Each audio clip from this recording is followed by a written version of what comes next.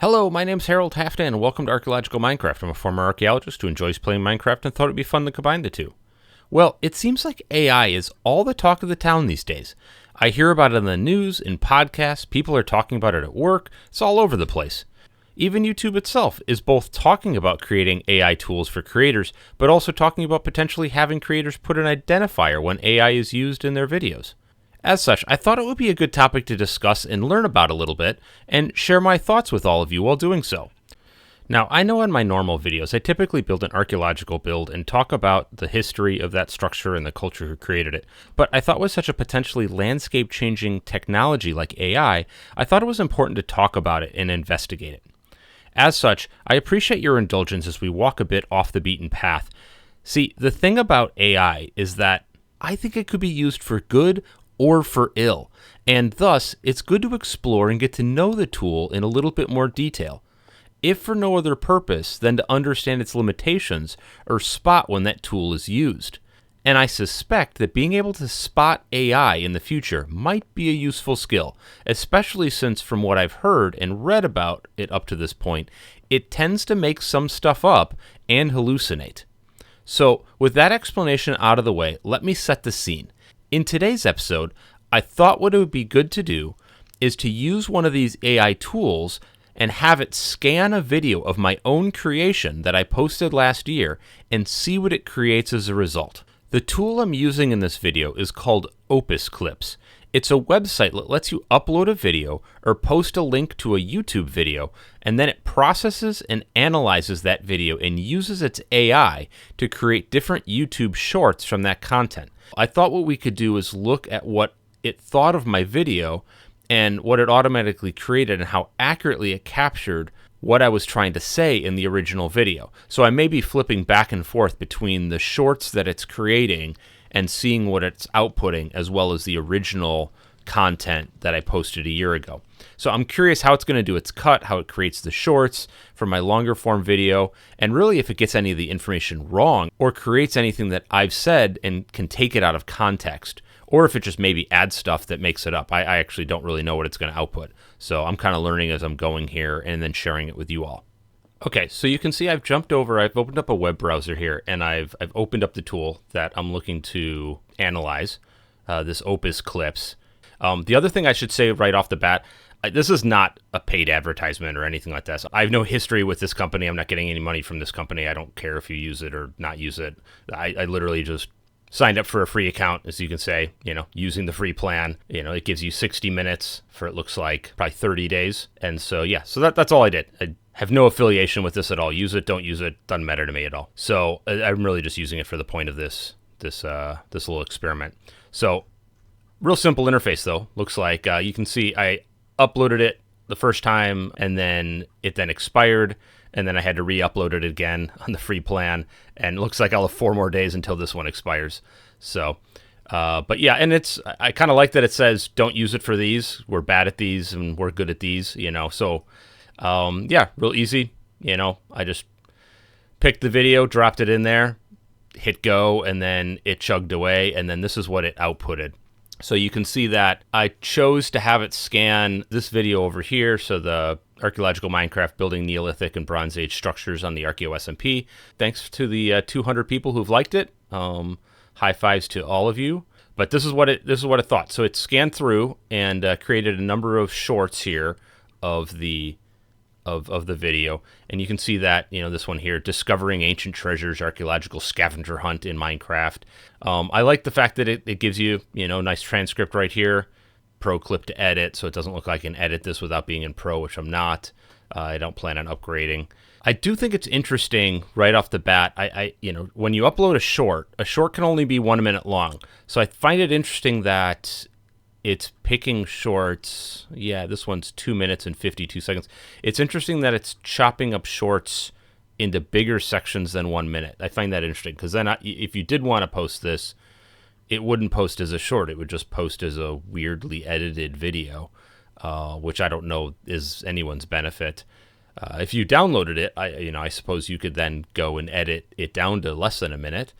And this looks like... archaeologist who enjoys playing Minecraft and thought it would be fun to combine the two. In today's episode, we'll be doing something a bit different than normal. Yeah, so that looks like it's my intro. And yeah, it's still the intro. Still the intro. It looks like this first one isn't very useful because it's just my intro, which I don't think would ever work for a short. So this next one here, Unveiling the Mysteries of Standing Stones, Archaeological Wonders Explained. So it looks like we're still in the intro here. That's interesting. So they can find and excavate the sites, or at the very least, it will help spice up the world a bit. And oh, that was interesting. Do you see that there? It gave a little pointy arrow. Maybe that is spicy. The world a bit, and will be something to look at as they travel or fly over. The first type of archaeological monument we'll be building are some standing stones. Standing stones are also called menhir, meaning long stones, and are large upright stones which date from the Neolithic and Bronze Age. However, dating standing stones is very tricky and often problematic.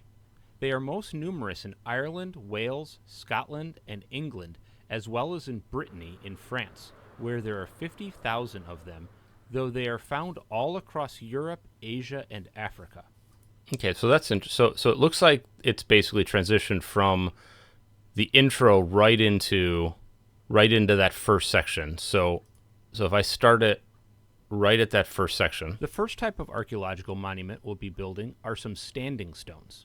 Standing stones are also called menhir, meaning long stones, and are large upright stones which date from the Neolithic and Bronze Age. However, dating standing stones is very tricky and often problematic. They are most numerous in Ireland, Wales, Scotland, and England, as well as in Brittany in France, where there are 50,000 of them, though they are found all across. So yeah, so it looks like it's basically just, it's not changing up my content in any way, shape, or form. It's just decided, I mean, it almost looks from this first video into the second video that it's just literally cut it around. For whatever reason, it didn't cut it right at the chapter point. It cut it before the chapter point. So I'm not clear why. And I wonder if it literally... Scavenger hunt for the other members of the server. Okay, so other members of the server. So they can find... Yeah, it literally just cut it mid-sentence and then started the one to the other. But the thing that confuses me is because it needs to be a minute long, I have no idea why they would cut it at 119 and then have this be 2 minutes and 52 seconds. So that's interesting. So I wonder if this next one here, Unlocking the Secrets of Stone Circles, Exploring Swinson, England. So I wonder if this one, likewise, is an exact cut from one to the next. There are around 1,300 recorded stone circles in Britain and Brittany, so they can find and excavate the sites. So that's interesting. Okay, hold on. Let me see where this one starts. To give an example of what one of these stone circles would look like, and I bet you that that's just cutting. Or as a henge. Speaking of stone circles, there are around 1,300 recorded stone circles in Britain and Brittany. To give an example of what one of these stones... Yeah, so it literally just cut it again from one to the other. So far, not super impressed with how it's deciding when to cut it, because unless it's just straight up following the chapter titles, which it doesn't seem like it's doing that universally. What is interesting, though, is I kind of paused for a moment. Was it in this video? Yeah. It seemed like it was doing... I wonder if part of what it's cutting here is it's... You know how shorts, oftentimes they're created so that they loop. So in mid-sentence, it'll loop from the end of one video right back to the beginning. So then it seems like it's a complete sentence. So I wonder if they're doing that here. A henge. Speaking of stone circles, there are around 1,300 recorded stone circles in Britain and Brittany, so they can find and excavate the site. Yeah, so it pretended like it was a complete sentence by looping it, even though it's totally out of context to loop it. So it looks like, yeah, not. I understand what it's trying to do there, and that's kind of clever, but I don't know at least in this example it works. Let's see if it does it here as well. Is called a dolmen, otherwise known as a portal tomb. To give an example of what one of these stone circles... Yeah, so it's done it again with this one too. So I bet you that's something that's why it's deciding to cut it where it is, because it thinks that it's creating a complete sentence. It's just that complete sentence is out of context. But what I'm seeing here in the middle parts, as I'm just kind of scrolling through it and just generally being familiar with my own video, it's matching the words accurately. It's not hallucinating within my own content, and it's not creating it's not creating a video that doesn't match the audio. It looks like it's literally just taking what I've created in my YouTube video here and then just chopping it into smaller segments to summarize it, which isn't necessarily a bad thing. Okay, so this is interesting. This is a 35-second one. So the mystery of Neolithic megalithic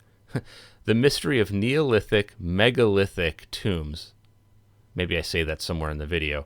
Exploring ancient architecture. That just seems kind of redundant. This is a single-chambered tomb made from 2 or more vertical stone slabs supporting a large horizontal stone slab over top.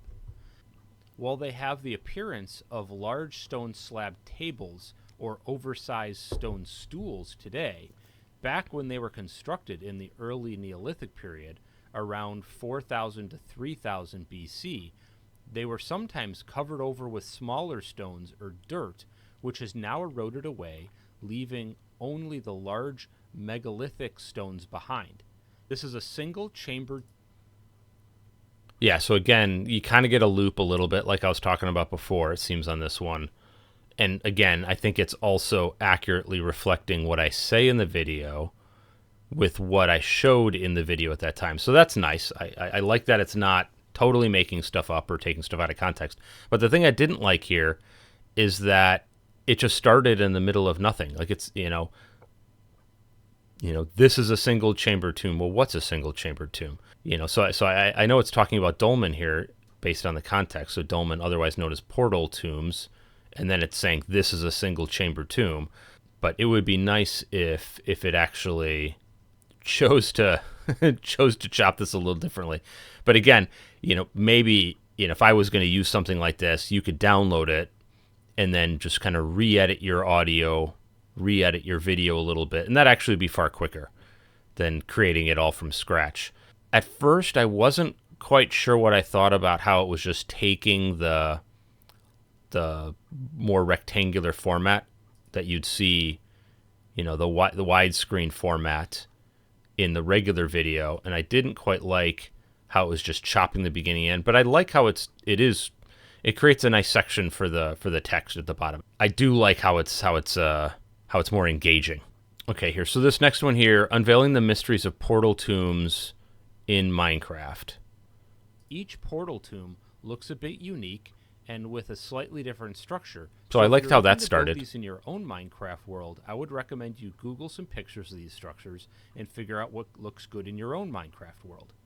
There are portal tombs all over the world, but they could be found in their highest concentrations on the Korean peninsula, which accounts for 40% of known portal tombs, to the tune of 35,000 tombs. Sometimes these portal tombs are placed in close proximity to one another, with 30 to 100 being placed close together. Others, in contrast, are placed on their own. Each portal tomb looks... So I like this one to an extent, at least from a context perspective. It has a beginning, it has an end, all the information's in there. The one thing that, if I was going to make this from scratch, I wouldn't choose this video segment. I know that I was talking about this segment. It seems like it's accurately matching my video to my text accurately. I'd have to go back to this video and find that to see if it's mismatched. But I think that's accurate, and at least based I've seen on these other shorts and my memory of the video. But if I was going to recreate this, I would have this zoomed in, cropped a little bit closer so you could see a little better. With a short, you're mostly going to be looking at it from a phone, and so I don't know that I would choose this shot, because really the action's much further away, very small in this shot. So I don't necessarily know that I like that. So yeah, so I guess my first impression is I think that it's interesting how the cuts are done. It looks like it's basically, it hasn't altered either my text or without, beyond just potentially sometimes missing like kist being instead of CIST, KIST. But that would be something I assume you could edit if you actually did the paid version that would allow you to download it. And then,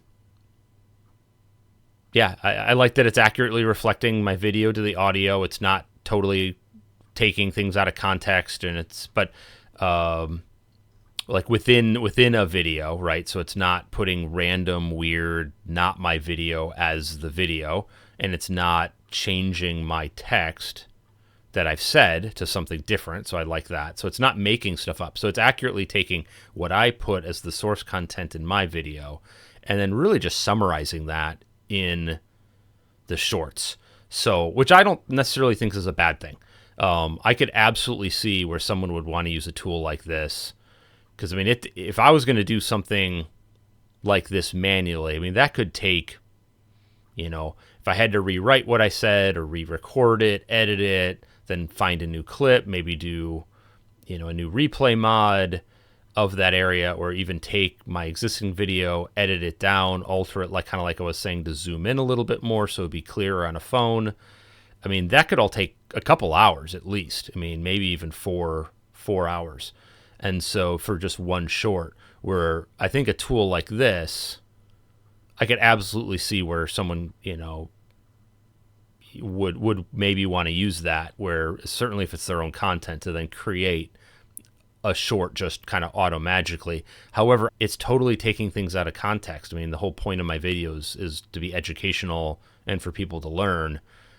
And if it's going to create a video that just says it's 55 meters or 180 feet, I would have to go back in and edit it, to put the context to what it's talking about there. So it's not making stuff up. I don't see that this at least this tool is hallucinating based on this example, but I don't know that it's providing enough context to actually have it be a self-contained educational clip. Well, that wraps up this video. I hope you enjoyed it.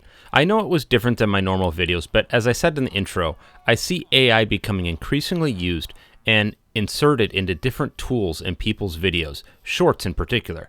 I personally don't mind it if it's just an automation tool to make some things easier or quicker that people could do by hand, like the pop captions, but I think it could also be used to mislead or to profit off the work of others, which I am far less a fan of. Make sure to take the time, if you liked the video, to like, subscribe, and all that stuff. And if you want to see the video I had the AI system analyze in full, please check that out here.